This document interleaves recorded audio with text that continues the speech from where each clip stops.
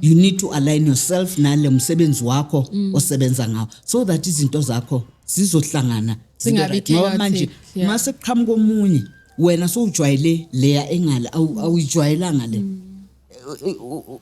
end up kuba ngazuthi manje awuthathi kahle yonke enye into ikuphi ila Are you ready to get what you are looking for? Naye ring saving. So itholile. And to somebody onga understand into ze spirituality. Yeah.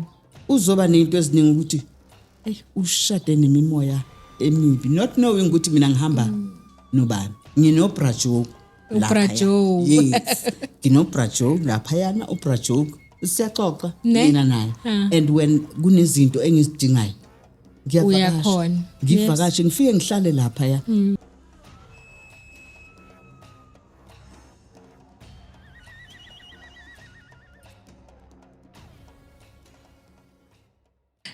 siyabonga lapho umuntu omdala today the point of this conversation was just to be able to give people a different understanding when it comes to izinto ezihambiselana nobizo. We have a lot of questions that our viewers have been asking, which today hopefully we'll be able to give them a few answers and insight differently. So basically what I'd like is just for us to be able ukuthi sixoxe ngezinto ezenzakalayo ngokomoya ama-topic ahlukahlukene. So umkhulu usebenza abantu if you can go into detail ukuthi usebenza ngani mhlambe bakhona sebekhohliwe usebenza kanjani and we can continue our conversation from there. Okay, ukubuyela emuva I think ngangishilo ukuthi mina ngumelaphi wendabuko and ngisebenza ngempande ngiligedla but now as time goes on izinto ziyashintsha. Yebo injalo. Khona isalikwazi sivelayo esiugogo nolwandle. Ugogo nolwandle uye manje sekaphithizela phambili uyohamba phambili. Ugogo nolwandle umuntu osemanzini and ugogo nolwandle is bringing people from the previous episode uletha abantu kimi abanento yasemanzini. Yes. Yeah. So ngathi okwamanje kusho ukuthi kuxubile ngiba nesikhathi la kusho ukuthi mangikhuluma nabantu. Yeah. And then kube nala kufanele ngiyobenzela khona impande. Yeah. So umkhulu nogogo babambisene. Yeah, injalo. And futhi enye into wemkhulu ikona okubalekile ethongweni ngoba uthola abantu futhi ekuukuthi umuntu unedlozi unesithunywa. Yes. And the into abantu abangayi-understand is ukuthi lezi zinto ezifanele zihlangane zibe nebalance. Yes. Ukuthi mezine balance zikwazi ukubambisana zisebenze ndawonye. Ngikuzwile wemkhulu ukhuluma ngokuba igedla. Yes. Abanye abantu igedla abalazi. Okay. Ngicela usichazele kabanzi ukuthi igedla liyini. Nge-understanding yami ubugedla ukusebenza ngemithi kakhulu ne mangithi imithi ngikhuluma like mina basically ngiyahamba ngomuntu ohamba intaba ngihambe ngiyozigubhela impande ne ngibuye nayo so whatever evelayo kuma patient wami mina ngiba umuntu osebenzisa impande kakhulu kodwa now recently ngithole abantu abangafuni ukusebenza ngomuthi abangathanda umuthi at all abathi mina mkhulu umuthi awungisebenzeli ngicela iwasho so now I've decided ukuthi nabo ngiba include nginga exclude anybody laba abafuna umuthi baba khona laba abafuna impande iwasho baba khona kodwa basically ubugedla ke into ebhekane nempande.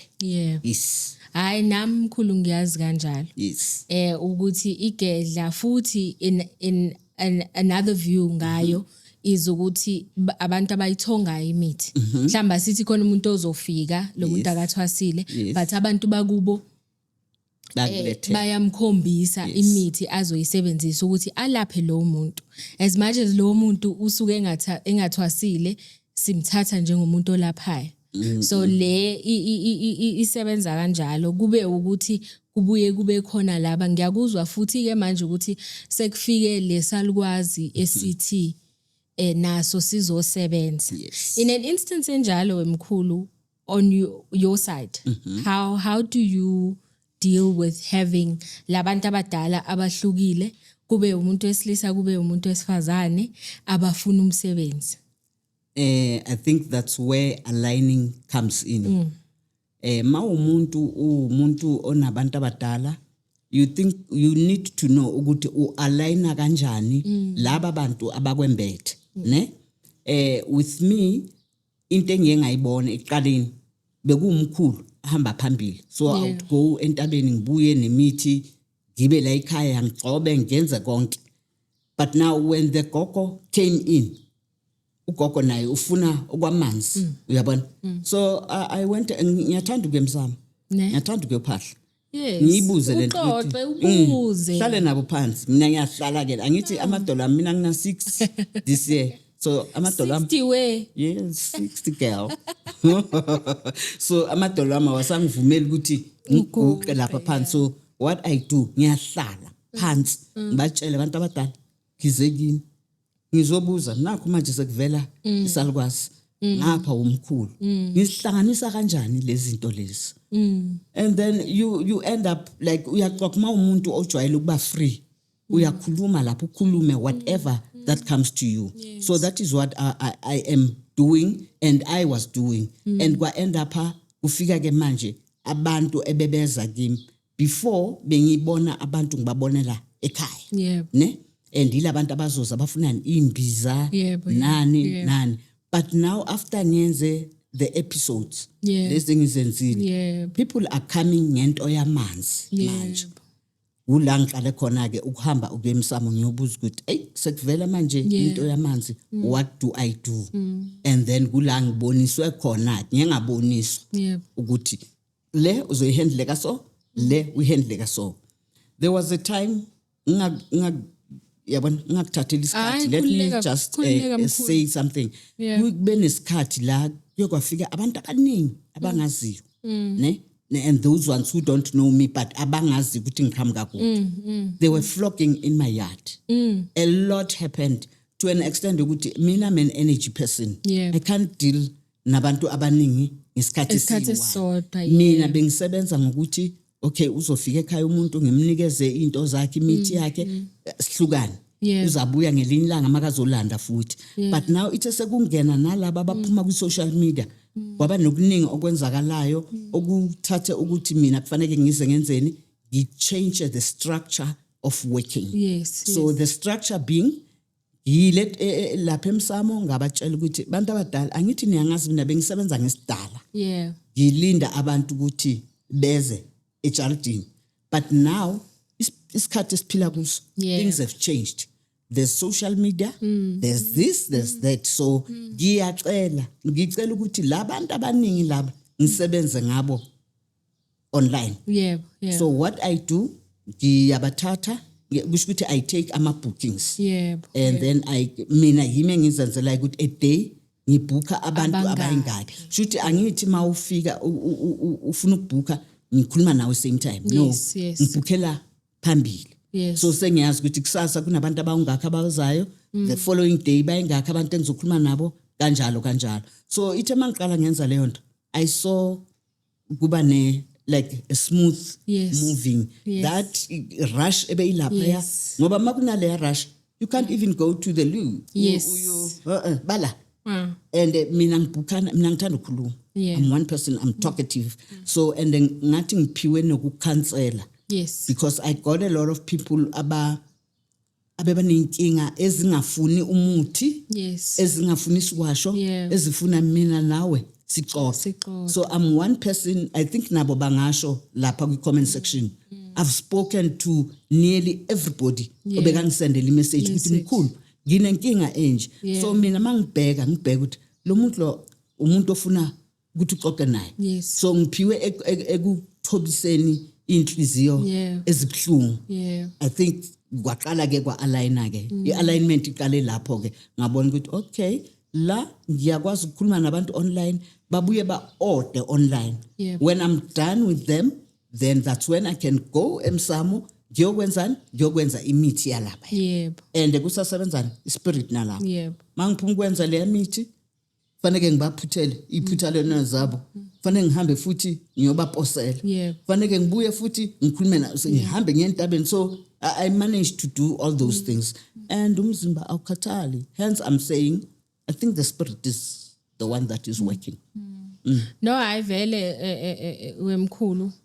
Nami yona indlela engisebenza ngayo leyo because I had to find order. Yes. It can be overwhelming constantly dealing with abantu, constantly dealing nama issues abantu. Yes. Especially mekumele udonsa umoya.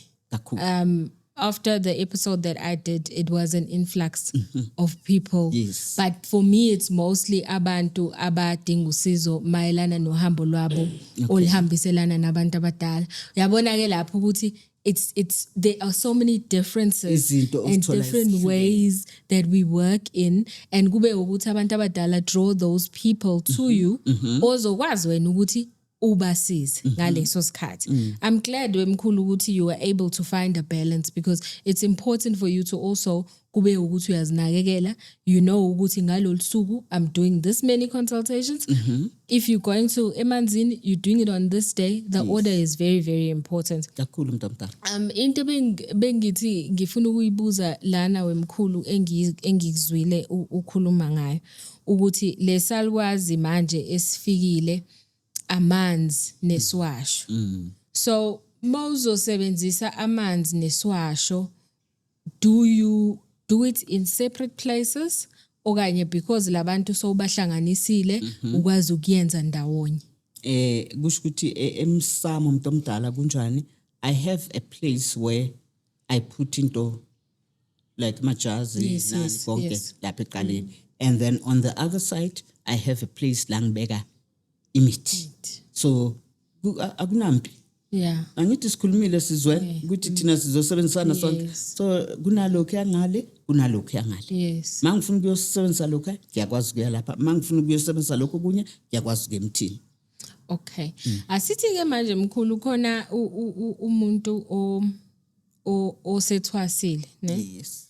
Ezazi ukuthi hayi mina sengithwase ngaqeda. Okay. Lapho le ndlela ke thina siyayazi ukuthi ayiqedwa. Afike ke ugogo kanye umkhulu, I can put down in my experience it felt very overwhelming ukuthi ngithwasela ugogo uhapu jiki nasi sithunywa jiki nalikhehla nalo elifuna umsebenzi. So when that happened, as much as yes fine uhambe wayohlala phansi wakhuluma nabo abantu abadala, and I think it's very important for us ukuthi le ndaba yokuxoxa nabantu abadala siyenza abantu ukuthi be comfortable. Yes. It's not ukuthi uya angathi uya, as long as izinto zenza ngenhlonipho bazokuzwa abantu abadala. So when that came about ukuthi okay fine sharp nangu lo ugogo ocela umsebenzi, ucela ukuthi wenze kanjena, how did that make you feel already being in a position la usebenza ngalendlela osebenza ngayo vele? I think eqaleni iye yang ngibe nokudideka kancane. It's overwhelming. Yeah, ngiyengadideka ngathi ay kwenzakalani manje. Yeah. But now ngiye ngafika entweni ukuthi ngi-understand ukuthi maso uvumile entweni yabantu abadala, they will come, they will keep on coming. Yes. Bazoziveza ngendlela abaziveza ngayo. Ngihleli la, I have a lot of spirits ezile emuva kodwa zonke zenzweni ziqoqiwe zabunjwa zahlala endaweni eyi-one ukuthi manje ungalokhu uqhuzuka esikhaleni, uyaqhuzuka wena esikhaleni, yini inkinga yakho? Hlanganisa labantu laba. So njengoba ngilokho engisebenza ekhaya, I got abantu abafana nalento eyibuzayo, abantu abaphume ekuthwaseni. Yeah. Baphume ekuthwaseni, omunye engibatholile abaningi, gogo ngithwasile, ngiqedile, angisebenzi, angazi ukuthi ukuphi la uvale khona.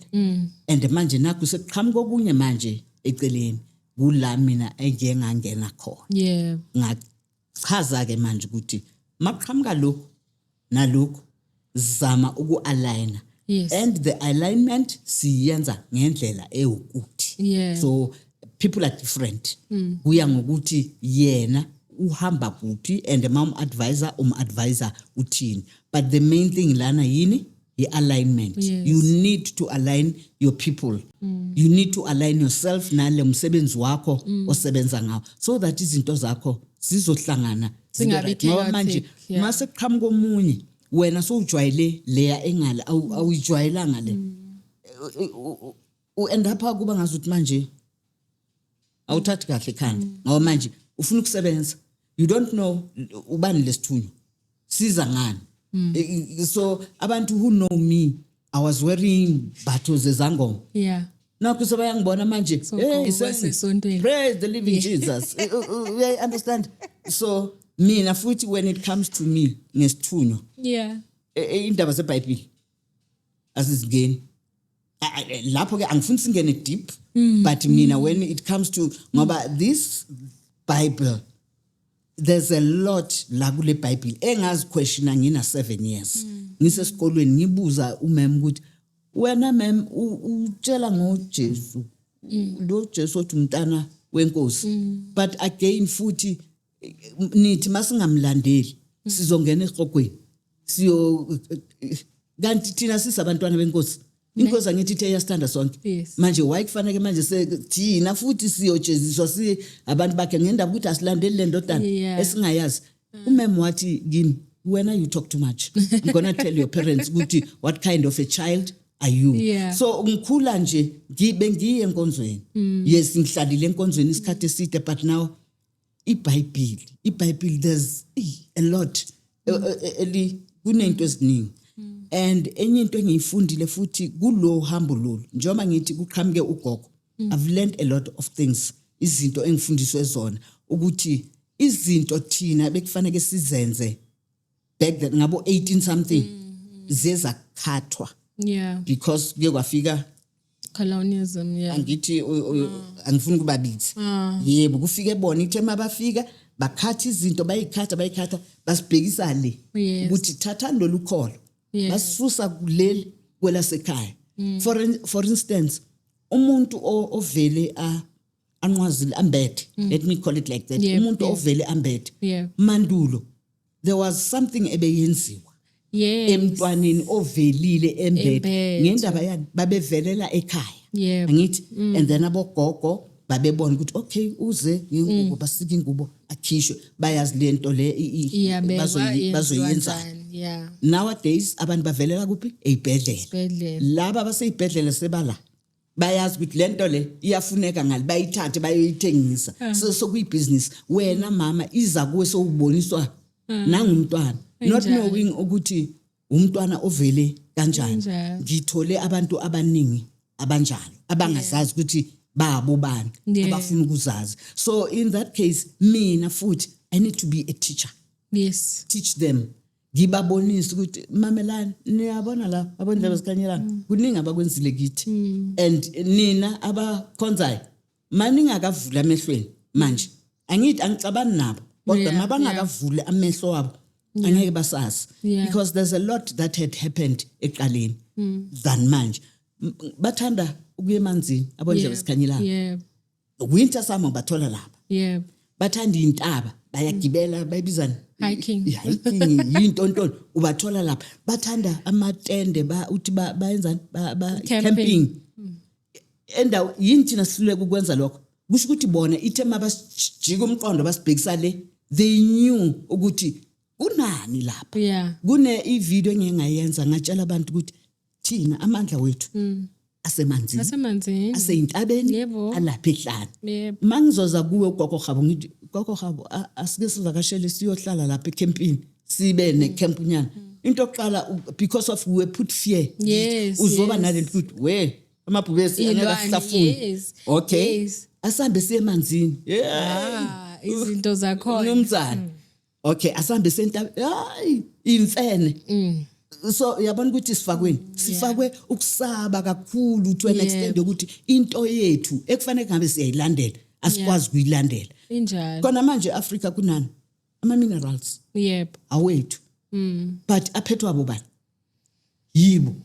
So mina kumanje angiphathekanga kahle, ngifundisa abantu ukuthi wena okhethiwe osekhaya some ezinye izinto ezila yizi izinto okufanele kuzifunde so that uzobreaka the generational curses Yes. ezenzekile, ukwazi ukuthi mase kuza laba abasha seniyaqhubeka niyabafundisa ukuya le phambili. Injalo. By the year about 2078 mhlambe ngizobe sengayitakela, kodwa by the year 2070-80 Africa will come back. Yeah. It will come back slowly but sure. So ngiyacela abantu lapha ngaphandle abamamele mabavule indlebe zabo, bavule amehlo, bamamele ukuthi kwenzakalani. Yeah. Mawufuna ukufunda uyafunda, don't be ubanjwe yilento ukuthi hayi thina basifundise ukuthi kufanele silandele indodana. Indodana abantu bakuba ba rich khona manje. Why? Because the whole world beyiphaphatha emsamo wrong. Yeah. The whole world iyaphaphata lapha bread living Jesus bread. Phela sithandaza kanjalo ngithi. Yeah. So mina kimi ngoba umuntu one lineage yakhe naye should besiphaphatha umsamo wrong, yikho izinto zethu zingahambi kahle. Kuba yi1 or 2 abantu abahamba enkonzweni izinto zabo zihambe kahle, kodwa ngikutshela ukuthi every year baba lapha enkonzweni babatshela ukuthi this is your new year, this is your year, your things will change every year. That is what is happening. Every year. Ngihambe iminyaka engakanani since ngivela ngina 3 months ngapaphathiso ngihamba kuyo leyo ndawo leyo but kuzoshintsha for 43 years akuzange kushintshe. I changed ngalandela into yasemanzini. Yes. Makufika emanzini it only took 3 days things started popping. So to me ngihleli ngibhekile Yes. khona lento enzakalayo la, then ngaqala ke ngalandelela. I think kula ugogo Malwandle wavela khona ke wathi ngizokulethela laba abaphethwe yilento ebeyiphethe. Yeah. Uzobona ukuthi ubanceda kanjani. So No, hayi kuningi mkhulu. Kuningi but kwayileyo nto ibalekile ukuthi sikwazi ukunderstanda ukuthi when you come uzohlola. Yes. Ngikutshele ngabomkhulu nabogogo ebebekade benza amasiko. Yes. Kube ukuthi wena you've been raised ngaphandle kwawo amasiko. It's very important for abantu to understand ukuthi nalapho kukhona ekufanele ukuthi ukubhekisise because it was done before. Njengoba bewufuna umsebenzi manje befuna ukuthi kube khona izinto ozenzayo. It's because it was done before colonialism and having izinto different njengobusho wemkhulu ukuthi umuntu aye emanzini noma umuntu yomgeza uqala kubuze nje ukuthi akazi uhamba yini namanzi uzoba safe ayikho into azohlangana nayo ifye ngithi siyasaba kanti lutho kuyafana nokuyo olwandle ukuyogeza umuntu olwandle kube ukuthi umuntu usesaba ukuthi uzohamba namanzi usaba ukuthi kuzokwenza ukuthi nokuthi kanti ila sithola khona amandla sonke siyabantu. You don't necessarily have to be ukuthi umuntu kamoya. I think people need to be bafundiswa. Very important. Ngoba mangibheka la ku social media a lot is happening. A lot is happening. Kuyaliwa abamaBhayibheli and nathi ngapha sikhona and spirituality naso si broad. Yes, very very broad. Kukhona izango kukhona mina nami engiyibonela into zami kukhona abayenza amakhadi but other people out there baphikisa ukuthi abayenza amakhadi bangena kanjani ipart yala. It's part and parcel. Asinikwanga ngokufana sinikwe izinto ezihlukile and njalo uhleli kanje wena gogo habo unabantu bakho abakulindile ekufanele ubancede. You will never help everyone la emhlabeni. Ngihleli la ngineqembu la elingilindile la lingilinde khona ekufanele ngilincede. Laba bamakhadi banabantu babo ababalindile. So people need to understand ukuthi kulendlela esikuyo size la and sizoserve umsebenzi ekufanele siwuserve masekuphelile kuphelile. Angizange kuzoba usomandla ukuthi mina wonke umhlaba lo uzoserve yimi. Never. There are a selected people abazoza kimi abafana nami ngibancedise ngalo hambo engulihambile. Yep. There's people abafana nawe abazohamba lo hambo lolu wena olihambile ubancedise Yeah. emakhadini kanjalo.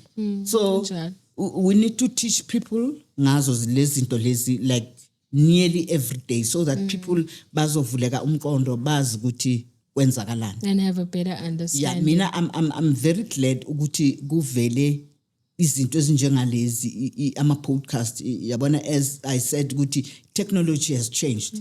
Before besingeke sizazi zonke lezi zinto. Injalo. Somebody asked me ukuthi nikhona nibaningi and niyas confuse.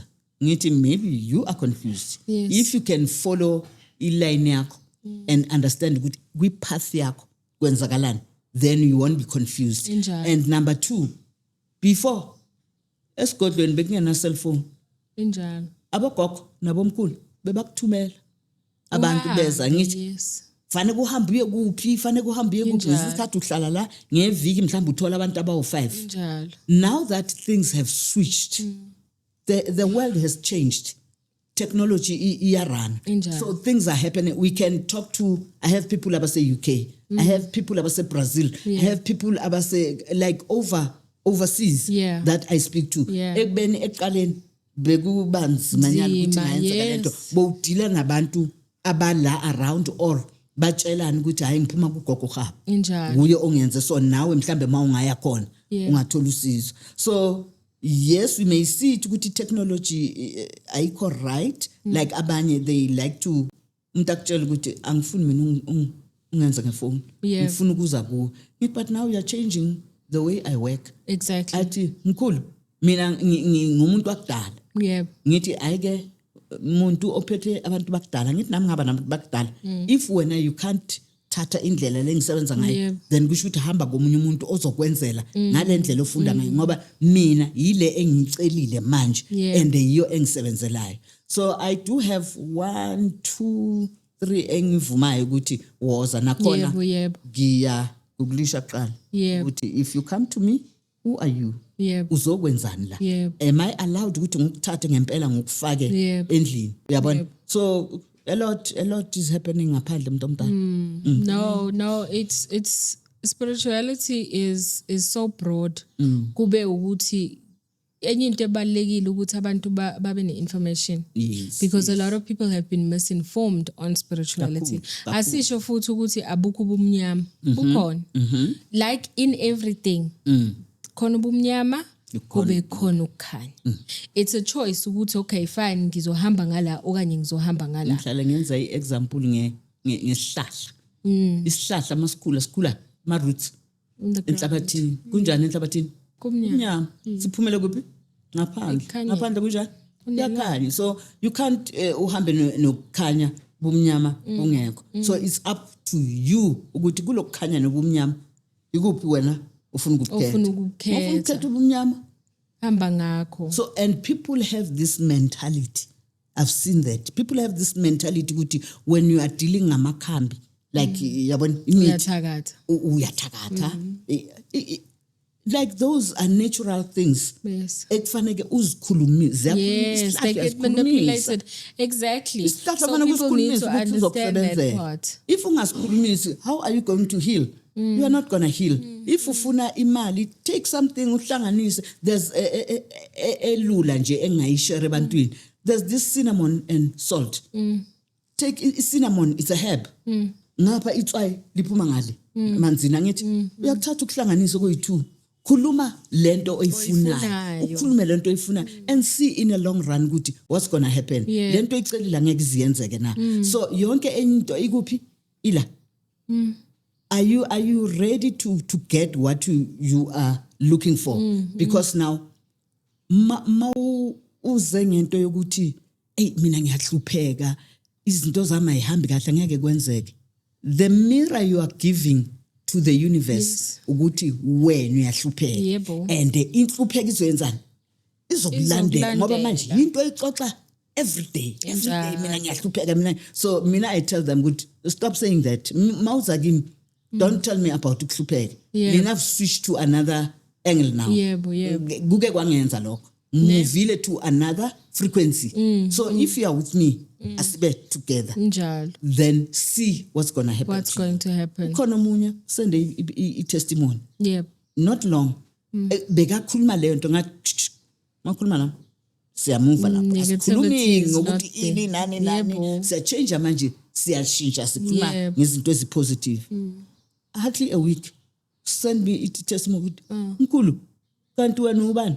Not no. Nami ngifana nawe. You understand? Ukuthi sihlupha ngokuthi sicabanga kanjani siyabantu. So njengoba ngokufundisile ukuthi we move from that frequency, change to another frequency, yabona, then see what's going to happen. Ukuthi kuzokwenzakala. Ifana laba bathi indlebe zami ziyakhala ziyatswitswiza ngithi mina yazi ifana nani? Ifana ne radio station. Shoot when usafuna istage. Yes, uzokwazi ukubezwa. Mhlambe kufanele utune in ku 702. Usahamba la uzozwa but the minute you tune in ku radio 702 uzozwa this is radio 702 we are play you understand lezo zinto lezo. So nawe emadlebeni wakho fanele uzwe lokho. Lalela lento engikutshelayo hamba uyipractice and see ukuthi angeke yenzeke. And it's about learning, not image. Funda. So that is what we are teaching ebantwini mntomdala. No, injalo emkhulu, especially when it comes to le oyishoyo yokuthi you need to ukuthi izinto ozicabangayo. Yes. You must know ukuthi the second you speak it, you're putting it out to the universe. And with you putting it out to the universe, it's going to happen. The second you change your mindset, kube ukuthi you positive, izinto sezihamba kahle, that's when things start going ngendlela ekufanele ukuthi sihambe ngayo. Njalo emkhulu bengifuna ukubuza futhi lana ukuthi i-take yakho on ama crystals and cards. For me, I feel like just as Boshilo ukuthi that's just another sector of healing. Yes. And people who are able to do that, yes, kungaba ukuthi for us abantu who believe in amakhambi namathambo nama in it's something different. But when you look at that, when usubonani? I don't know. Ne? I can't talk about something that you not ngingakaze ngaya kuyo ngayichecka ngabo. No, mina most of the time ngisuke ngikhuluma ngezinto ezibhekana osubhekene nazo kuzo. Yeah. Eyase next door yebo ngizoyibukela ngiyibona but ingaka hlangane nami then I'm not related to it. I see it ikhona iyenzeka but I don't know anything about it. Eyami indlela ihamba ngala. Eyami indlela ihamba totally different from kwabanye abantu. Ithi ngokuxoxele kancane nje singaphumi endaweni. Ngifuna ukuza kweyamanzi. Yep. Vile Easter, I went to eThekwini. Yep. Bengimenyiwe abantu bamanzi. Yep. Ngiyokwenza umsebenzi wami emanzini. So it happened ukuthi kunabantu ekufanele bagezwe lapha. Yep. So ngasengathi mina abakhona abaseThekwini abazogezwa, it's fine. Ukhona umunye engihambe naye safika lapha. Yep. Ukuthi emalangeni before I think lento iyenzeke in 6 months. Ngilokho ngizibona ngicaca olwandle yebo ngizibuza ukuthi what is the meaning of this thing. So mina into mangayi understand ngiyahamba ngibuze abantu abadala nilokho ningibonisa le and ningibonisa manje umshado. Yebo. So to me it's like ngishadile mina ngizoshada futhi ngizoshada nobani or mhlambe ngizoba nesithembu makhosi ngizoba nesithembu or kanjani. Masifika olwandle sifika ngibeka izinto phansi ngathola iring ne kodwa na umshado bathi nanga umshado. So kimi ngaba nalento ukuthi hayi man nayi lento ebengiyiphupha. Nayi ring sayiveli so itholile and to somebody onga understand into ze spirituality. Uzoba nento eziningi ukuthi ushade nemimoya emibi not knowing ukuthi mina ngihamba nobani. Mina I know imimoya engihamba nayo. Ne people say siyathakatha ukhona ngitshela ukuthi ngiyathakatha ne kuphi ngiyaloya it's fine it's good that's been my name ngiloya. from sasemncane but what I'm saying lo muntu engishade naye umuntu wami walapha emanzini yes I ngiyamjabulela because of what he is doing Kim. But Leo process, are you able to go into detail? Kancane nje usinike just a little bit. Kanjani isho phela. When it came to Leo ukuthi okay ufike wayithola i-rent ne kwaba ukuthi usushade nalo mnumzane wakhona yes olwandle emanzini. Was there a process that you had to follow? Okanye khona izinto abakutshele zona ungasikwazi ukusitshela kanye utshela abalaleli like as I say ukuthi into beyilokhiza ngamaphupho ne so ngingayi understand ukuthi yini le umshado but anguboni and omunye umuntu mawumbuza ngamaphupho akhuluma ngomshado uzokutshela ngesifo yes, understand yes. But mina ingakho ngibuza mkhulu because usually satshelwa kanjalo yes and then that also now gets to show you how broad yonke lento is because for you it means something completely different. Yes, so ithe mangithola lamaphupho ngilokho engiza nawo ngiye lapha emsamo ngiyobuza ukuthi kunento nje aza amaphupho differently but lele lomshado likhona kulento lizovela ngenye angle likhona ngathi mina ikhona le mhlambe kimi ngizitshela ukuthi mhlambe shada ke manje ngizitshele kanjani ngifike lapha ngibeka ngine paki umuntu ebengihamba naye ubonile ngathi mina iring and to me kwafikana now le mshado lo yana and you know what I danced ngingathi hayi ngajabula lapha manje ngajabula landle I think 3 days after something happened yes something popped not. That's what was waiting for you. I can see you. Ngiyayibona into ongenzela yona. Yeah.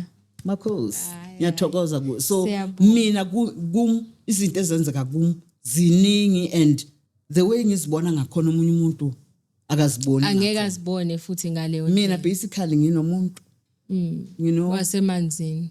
Angifuni ukubiza igama lakhe ngoba mangabiza igama lakhe bazolitshontsha laba base kanjani bazolithatha bahambe bafuna ukulisebenzisa so ngcono ngimuphi igama nginobrajo yes nginobrajo lapha yana ubrajo siyaxoxa mina naye and when kunezinto engizidingayo ngiyavakasha ngivakashe ngifike ngihlale lapha ukuhlala kwami lapha yana ngikhulume naye after amalanganyana ngiyabona ukuthi khona sokwenzeke lento bengihambile ngiyicela nayi iyenzeka isiyenzeka Brajo uyangi-understand then kusho ukuthi mina noBrajo fanele sihlale si-aligned so that things zizoqhubeka ziye phambili ngoba mangilokho ngikhala uBrajo akayifuni into yokhala ufuna into ephambili uthi hamba usebenza wena mawusebenza mina lento icelile ngizokwenzela yona so mina again lena ngizoyishare i-tip engizoyishare nabantu abafana nami angibazi abanye mawunoBrajo wakho lapha mawufika lapha icela yena ube uyokwenzelayo izinto ungazenzeli wena uthatha izinto don't be ruled by a spirit rule the spirit tell the spirit what to do not spirit sikujikise sikise ka left sohlanya yes hayi uzophambana kuzoba kuningi ngoba sizokutshela ukuthi angifuni lena ngifuna inkomo ebrown kanjani ithanga uthi ufuna black and white now you are changing ufuna brown ngiyithathe phi angithi ngikwenzela umsebenzi sengithathe le that's when spirit siku ruler then ubone abantu bayenzani bahlanya abantu besathi umuntu mina lento obungoma ngiunderstand ashiya phansi kanti understand the spirit ohamba naso. Very important. And then mau understand the spirit ohamba naso, know how to speak. Mawufika espiritin sakho. Khuluma izinto ezizokwenza ukuthi ispirit isizwe, and then itibini twist the ways. Tell the spirit to do lento ofuna yenzeke. And see what's going to happen. Kuzokwenza yes. Ngoba manje ziningi le spirit and fanele kusazi ukuthi spirit is right ngoba lapha kunama entities, bad entities. Kuna good spirits emanzini, kuna bad entities, ones. Ne? So you need to know ukuthi ukhuluma nobani. Yebo, injalo. Ungathathi ispirit esizokwenzisa Esingcolile, esingcolile. Esingcolile uzosibona izinto ozozenza kuzoba into eyibhedayo. Injalo. Nemali yakhona uzoyithola namhlanje kusasa. Iphelile. You understand? So those are the teachings ekufanele sizinikeza abantu, and people lapho ngaphandle khuluma mina manje. I'm telling you people must stop saying ukuthi sikhiphe imfihlo la. We are teaching you guys izinto ekufanele endibana nazo la ngaphandle bese niba miserable, ningazi ukuthi kufanele nenzeni. Ningahambi nilandela noma yini. Buzani ekhaya, emsamo. Umsamo angazi umsamo umngani wami. Umsamo umngani wami. Mina angiphuzi utshwala. But kunesikhathi la kufike ngathi ngathola yini bayibizani le enobisi. Emarula. Ibiya. Milk stout. Yeah. Okay. And when I asked my people, ifamily yami bobaba, bathi umkhulu. Wayiphuza. Umuntu we milk stout. Yeah. So kuhambe kube nalento ethi ngathi ngathola milk stout.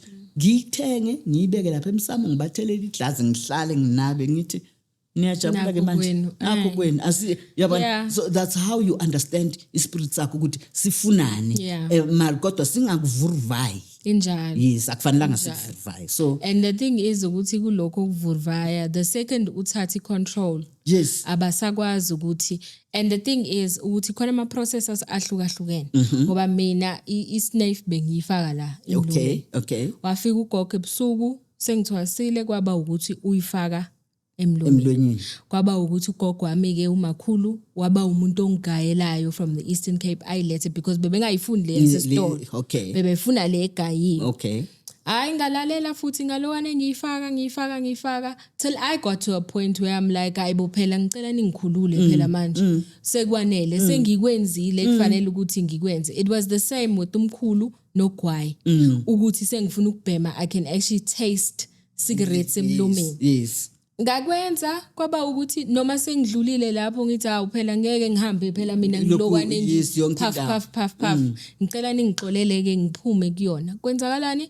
Kaphuma kuyona ngokuthini ngokucela ukhulumile nawe. So kubalekile, and if wazi kahle ukuthi umsamo wasekhaya awukho right, hamba uye entabeni, hamba uye emanzini, hamba uye olwandle, ufike ukhunge lapho. Siyacela bandla ukuthi ningafiki nivele niqhamuke senlentuza indaba ukuthi gogo nabo umkhulu ukuthi fikani nama coins amhlophe, nifike nje nikhunga amanzi, nihlale phansi nikhulume nabantu abadala bazonizwa. And going back again, as I said ukuthi noma baqeda mababonga ukusebenzisa indawo yabantu abadala ba denounce the bad spirit. Sisale bahambe nezispirit ezinhle ngoba manje uzoya lapha uright ufika uhlale lapha uthola ukuthi sikhona lesiyaphithizela sikubona mase usukuma sijombe size kuwe mawufika ekhaya soba nama problems. You don't know ukuthi ama problems aqale kanti walande lapha emanzini you didn't denounce. So the good thing mawuye emanzini amanzi ayahlambulula, yes, but now when you go out going back home tell the bad spirit ukuthi wena eningagezekanga salanda nina ba clean asiyeni ekhaya noma uphahla noma ukhuleka ubize laba abahlambulukile kuphela ngoba uzogcina. That's why for me people might find it strange ukuthi ngithi mina angeke ngivuke ngo12 ngivuke ngo3 ukuthi ngithandaze ngivuke ngo6 ngaze lapho ukuthi ngibize iphi imimoya. I don't do those things. Ngaze lapho ukuthi ngibize ngiyabaza abantu bamba ngihlangana nabo exactly. If ubuthongo buyaphela ngaleso sikhathi kube khona leyo nto ethi vuka ukhuleke basuke bengivuse bona. Yes. A lot of people, or maybe for some people it's to get a rhythm, I can understand that, but eyokuthi kufanele uze usethe an alarm ukuthi uvuke uthandaze akusiyona into yamoya leyo, akusibona abantu abadala. Okay, to answer that like ngithasisele kulento ishoyo, I think a lot of people babukela social media too much, ne? And mababukela social media, especially labantu abathanda ukungena kuma live, angene kule live le amamele angene afuna ukukhuluma amaphupho aphume ngapha angene lapha aphume lapha angene lapha. They are not aware ukuthi they are consuming all these things, energies, yeah. Ebusuku uhlola kanjani ukuthi maseka yolala ziyeza ke manje lezi zinto ziyiphupho Yes. kuthi kuza lokhu kuza angithi uthole lapha nalapha sokuhlangene zihleli la ebusuku uyalala seziyeza ke manje siza kuyiphupho sekane depression Usuyabuya uyaqala ke manje uza kimi uza kuthina uzothi uyathakathwa. khona into abayenzayo kanti uwe othathe lezi zinto lokuyibukela la Injalo. akufanelanga people must stay away kulezo zinto yes ungabukela into ehambisana uyibona ukuthi le ngathi ngizofunda la ngihambisana nayo but le ukuthi lapha nale bakhona abafundisa ngemithi it's fine but people must not take everything abayithola ku social media confirm iqala before uzoyisebenzisa ukuthi does this align with you or right not? lento abasekhaya kini bayivuma ukuthi ungayisebenzisa ngoba uzolanda enye into ngale Injalo. uyilethe la endlini kube yiye xoshana abadala Injalo. bona sekuthulile manje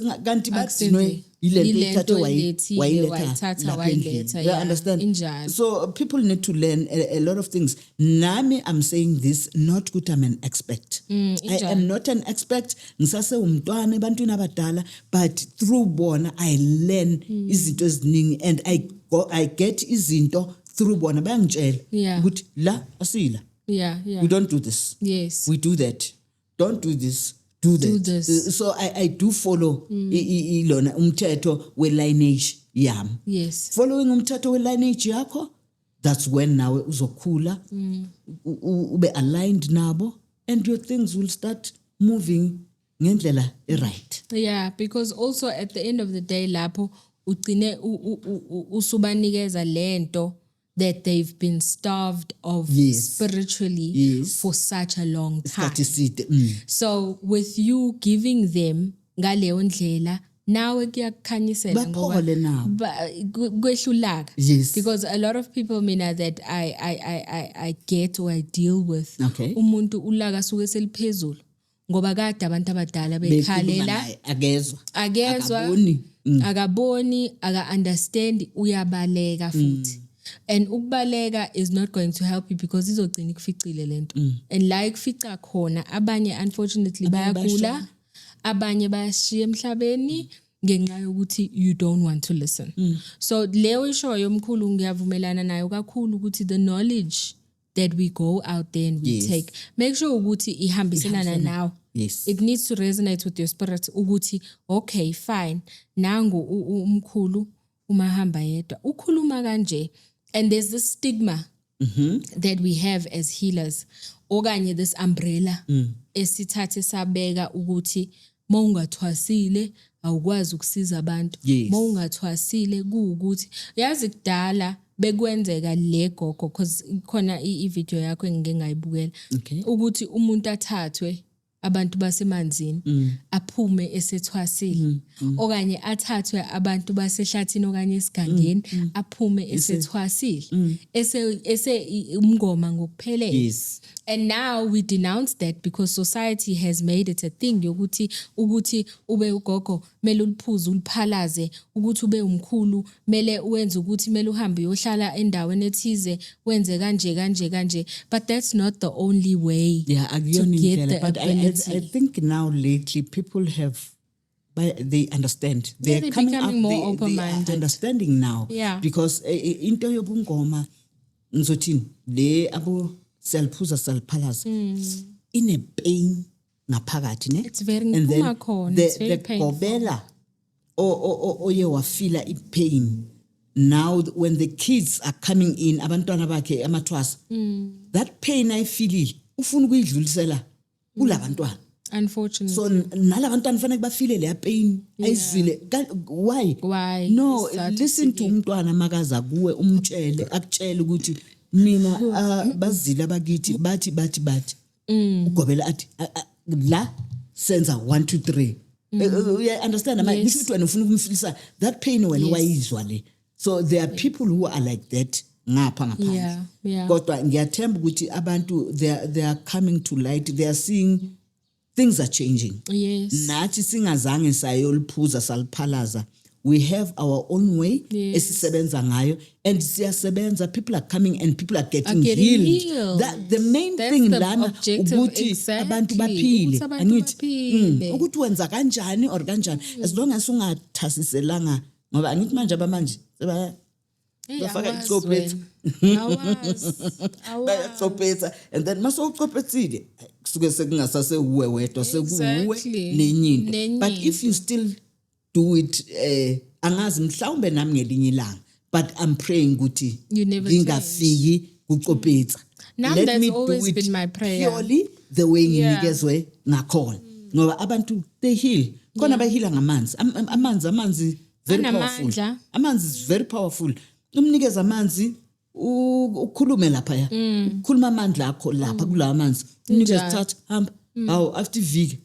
Kanti kunje. Yeah. Uyabona umuntu aphole. So Injalo. le icopetha ngisayisaba and bakhona abazayo kimi. Mkhulu ngicela ungenzela ngendaba ukuthi bezokuthiwa ngiphatha impande. So mhlambe ngizohlanganisa ngibuye ngifake you came to the wrong person. endaweni. I don't do that. But naleyo nto Dismiss very fast. iyagulisana. Dismiss very fast ukuthi don't come with your things. I'm not that kind of a human being. Yeah. Please go somewhere else. Where you Uyifuna get leyo that, nto leyo. yeah. Mina nginceda kanje. Yeah. Omunye uthe hayi mkhulu ngifuna into ezokwenza ukuthi mangihamba estradeni imali yabantu ithatheke. Is it not stealing? It is. It's still so ufuna kushaywe ba mina engiyikhandile ngikhandele wena ukuthi uhambe Uhambe u20 months uyozwisa abantu abantu estradeni. ubuhlungu. No, I don't do that. There are people who are giving angeke ngithi giving abakufake icopetha Yeah. ukuthi kusebenze leyo nto leyo. Yeah. Mina I don't do amacopetha. Mina ngisebenza ngendlela enginikezwe ngayo. So siyacela abantu ukuthi lapho ngaphandle bafunde. No enye into engifuna ukuyikhuluma futhi bekuyileyo ukuthi labantu abaphupha uthola ukuthi unomuntu owawuphila naye ekhaya kwakugogo umkhulu rubani but bekakuphilisa kabuhlungu. Yeah. Ne? Nami manje uyavuka. Ufuna umenzele lokhu nalokhu. I've experienced something. Yeah. I had ngizothi ugogo Yeah. wami.